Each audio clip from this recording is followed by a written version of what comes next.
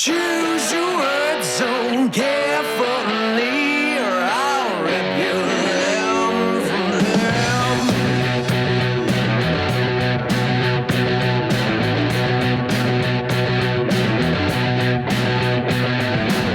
Follow me closer, oh my heart. Hands so sweet, but a tongue so dark.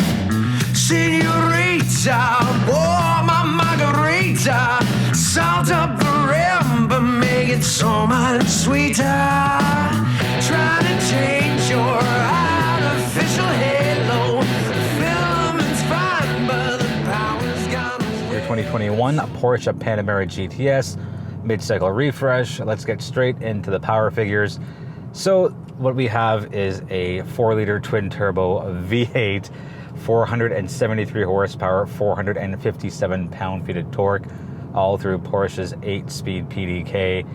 And to say this is fast and quick and agile is an absolute understatement. The GTS just wants to be driven. And yes, I know that along the various Panameras, you can get more horsepower through the hybrid options. But for what the GTS is and how it's specifically designed and engineered and laid out, it is truly, for me, the option that I would pick. Just the driving style and feel here, to me, it's unmatched. There's nothing in the luxury performance sports sedan market that does what the GTS does and feels like the GTS does. If you're running around the city, you just go to the bottom right of your wheel, you keep it in normal. And that's your good everyday balanced drive. There is Sport and Sport Plus, and that's if you really want to open it up and really take advantage of all the engineering that Porsche has put into this. And then there's the individual mode where you pick and choose what you specifically like. But as a regular everyday daily driver in city/urban settings, normal is the way to go. No, you're not going to be spending this kind of money on a Panamera GTS just as a daily driver. You're going to want to experience the full exhilaration of what it can do, and do it safely, do it outside of the city, maybe book some track time with it. Ride is a good balance between soft and stiff.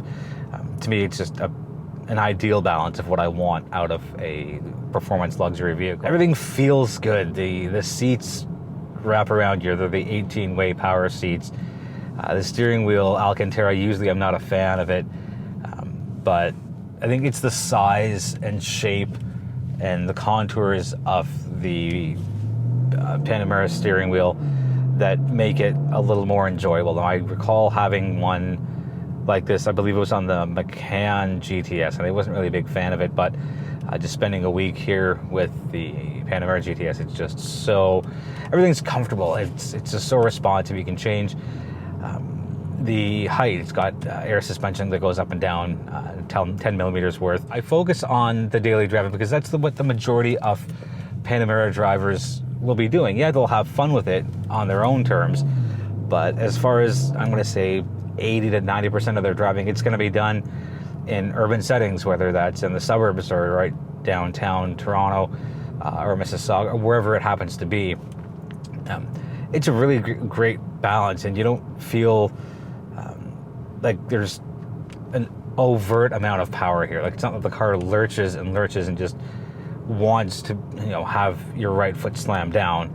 It can be a very tame dancing partner when it needs to be, and it can also put on a pair of track shoes and just run like nobody's business. And I like that Porsche has found a balance with that. So a couple of minor tweaks here. You'll notice them at the front end, specifically here on the GTS model. Side profile still very recognizable. Now there's three different body styles. There's the Panamera, there is the Panamera Executive, which is a little longer than what I have here with the Panamera, and then there's the Sport Turismo, which is more of the hatchback style. And I've always had a thing for hatchbacks. I think I would go that route if I was looking at buying a Panamera for myself. I would probably go with the GTS in the Sport Turismo body style. But back to this, the body line's nice, clean, very modern, no over-designing, no over-engineering here. Looking around the rear, we do have that nice, clean light bar that stretches from end to end. It just adds that nice level of class to the Panamera.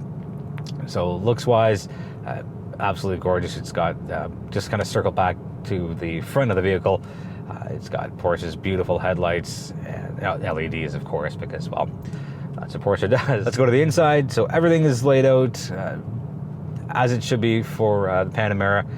No big changes. You get the nice digital display, digital infotainment screen, up front. Pretty easy to navigate. You have your menu bar on the left side. You just scroll up and down.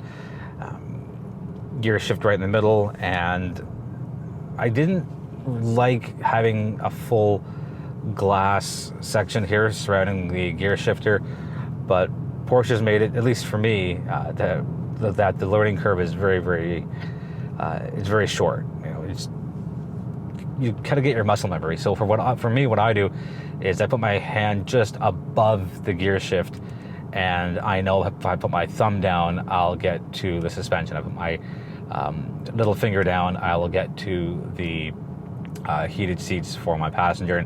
And I'm used now, today, the day I'm giving the car back, I'm used to everything. But again, I only drive these for a week at a time. If you're picking one up, you're going to have it for, I think, at the least a couple of years on a short lease.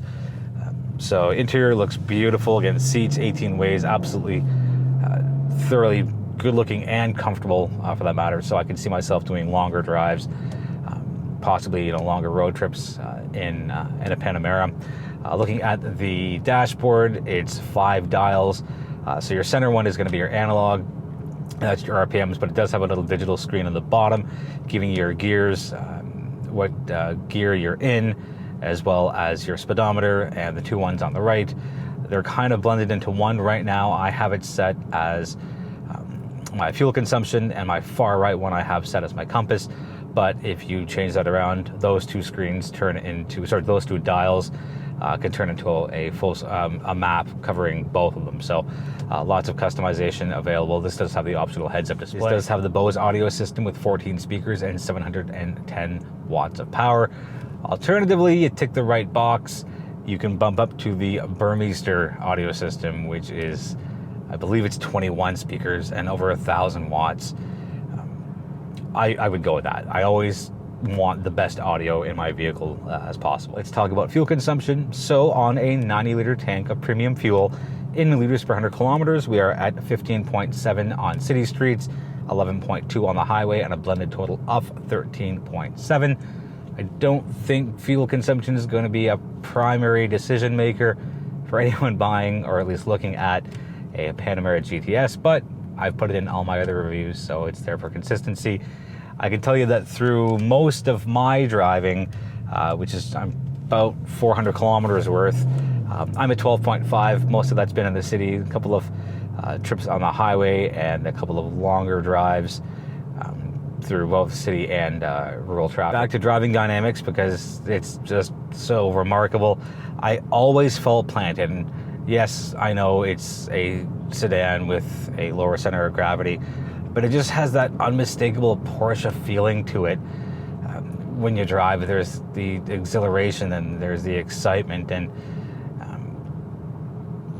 there's such a comfortable feeling knowing that this is built for speed and agility, but you never feel out of control with it.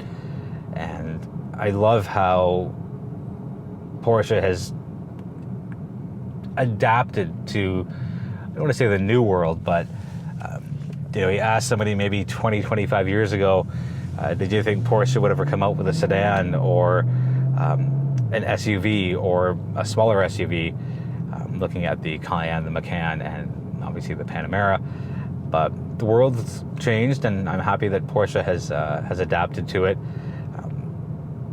Yes, the 718s and the 911s will always be what people associate Porsches with. To give you a look at how fast the Panamera GTS is in normal mode, and I feel bad using the word normal, but it's what's in front of me. You can see what's happening outside my window, which is right now absolutely nothing. And this isn't me, you know, 1 foot on the brake, 1 foot on the gas. I'm not launching it or anything. This is just gas, pedal, straight down.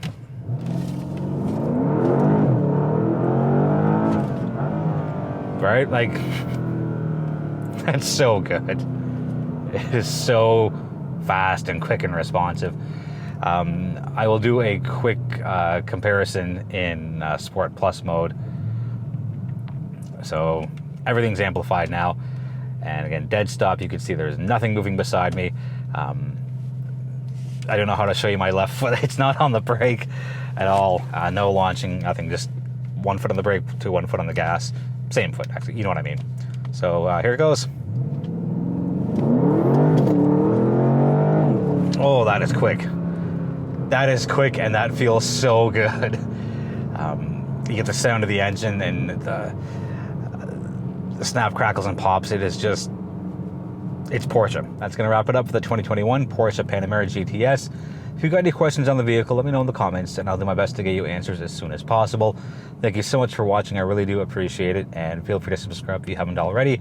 And if there's someone who you think might like what I do, feel free to suggest the channel to them. Again, thank you so much for watching. Be well, be healthy, be safe, and I will see you in the next video.